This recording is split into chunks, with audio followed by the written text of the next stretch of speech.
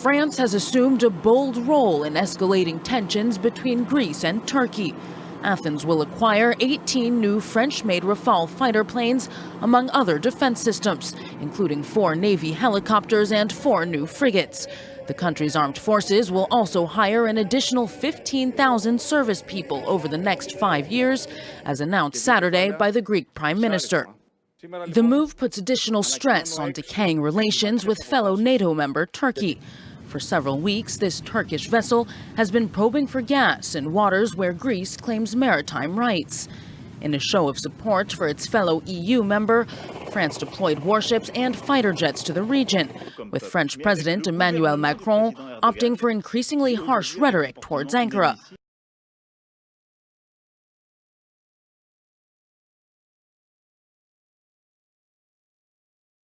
There have been violent clashes between police and anti-lockdown demonstrators, with shoppers at the Queen Vic Market caught up in the middle.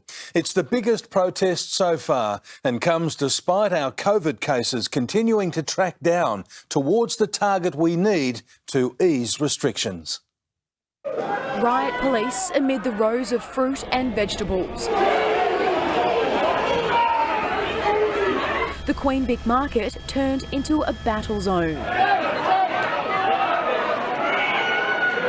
This is so scary. Sunday shoppers caught up in the middle of mayhem.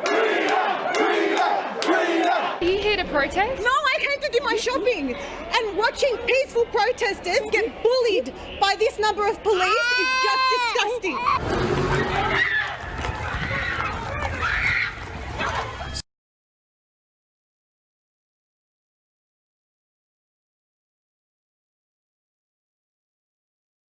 Kosovo's already overstretched hospitals are filling up with coronavirus patients, and its health system is struggling to cope. Last week, the government decided to let the media film inside previously sealed hospital wards in an effort to persuade a sceptical public that COVID-19 pandemic is real and deadly. On the streets of the capital, Pristina, police remind people to wear masks. Many don't bother, despite a government publicity campaign and the risk of a $40 fine, a lot of money where the average weekly wage is around $150. A recent poll found a third of the population doesn't believe the pandemic is real, making Kosovo one of the most coronavirus-skeptical countries in the world. Outside this shop, the sign defiantly proclaims, "No masks needed here."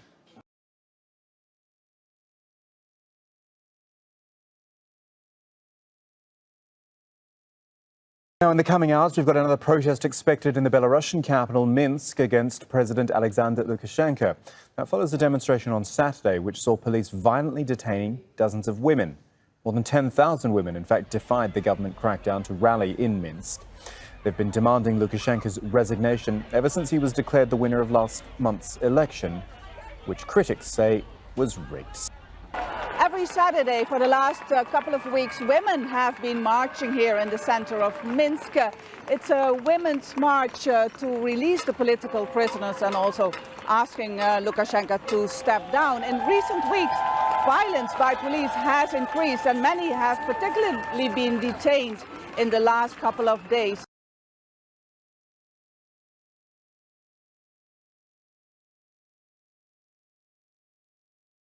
Government officials have reportedly been executed after they criticized the policies of Kim Jong-un at a dinner party. The Economic Ministry employees reportedly shot by firing squad.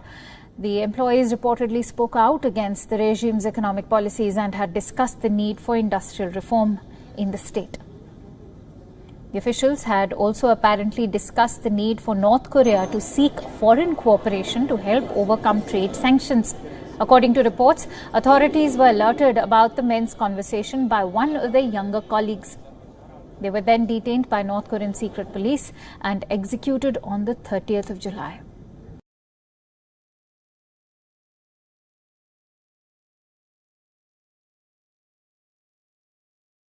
State media are reporting that a championship wrestler has been executed. Navid Afkari was sentenced to death in 2018 for the alleged murder of a security guard.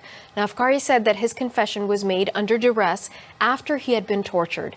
And supporters think that he was targeted for participating in anti-government protests. Afkari's case drew widespread condemnation from the international community. U.S. President Donald Trump called for his release earlier this month.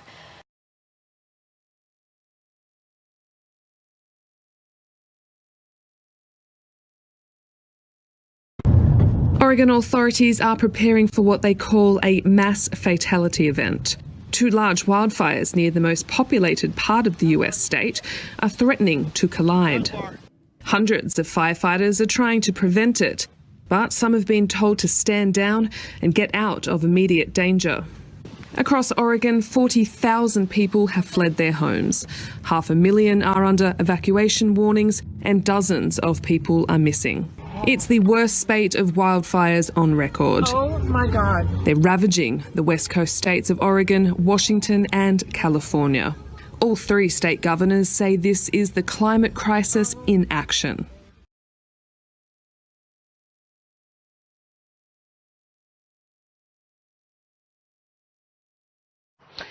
Right, her concerns are mounting that mortuaries will fast reach capacity as Undertakers threaten to go on strike from Monday. This is until Wednesday. In fact, as Unification Task Team Coordinator Peter Matlatle says that this means that no bodies will be removed from public hospital facilities, including home removals. The strike is a result of a deadlock between the association and the health department on the outsourcing of mortuary facilities. The organization says that they have tried to engage the department on multiple occasions without success. Matlatle says that they are giving the government until Wednesday to resolve the issue, or they will go ahead with the strike.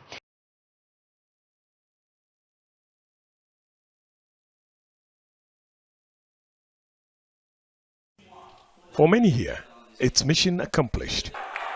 After 3 days of talks, a resolution is agreed. The mood is a bit different from scenes of a week ago, when protests forced organizers to suspend discussions. Mali's military rulers are relieved. They're desperate to avoid international isolation. What we have achieved here gives me hope for a new Mali, democratic, secular, prosperous, founded on work, social justice, and equality. It's on this note of hope that I close these talks. It's a view shared by many who feel the resolutions reflect their wishes.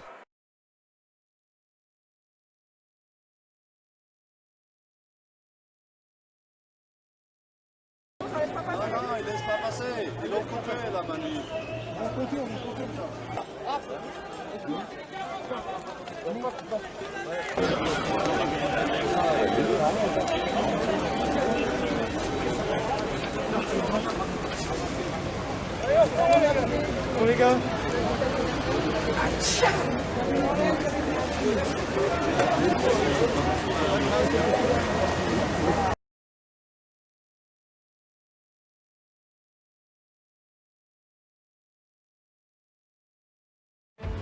Underwater engineers found an ugly piece of history earlier this summer. It was the wreck of a Nazi warship off the coast of Norway. The remains of the German boat were first detected by sonar 3 years ago. But when crews from a Norwegian power company were able to examine the wreck more closely, they were startled to find that it was emblazoned with a swastika. The Norwegian Maritime Museum was able to confirm that the old hulk was the German warship Karlsruhe. Known as a light cruiser, it plied the seas in the 20s and 30s. It's seen here visiting Philadelphia in 1932, a year before Hitler took power in Germany. Here it is again in 1934 on a goodwill cruise to Australia.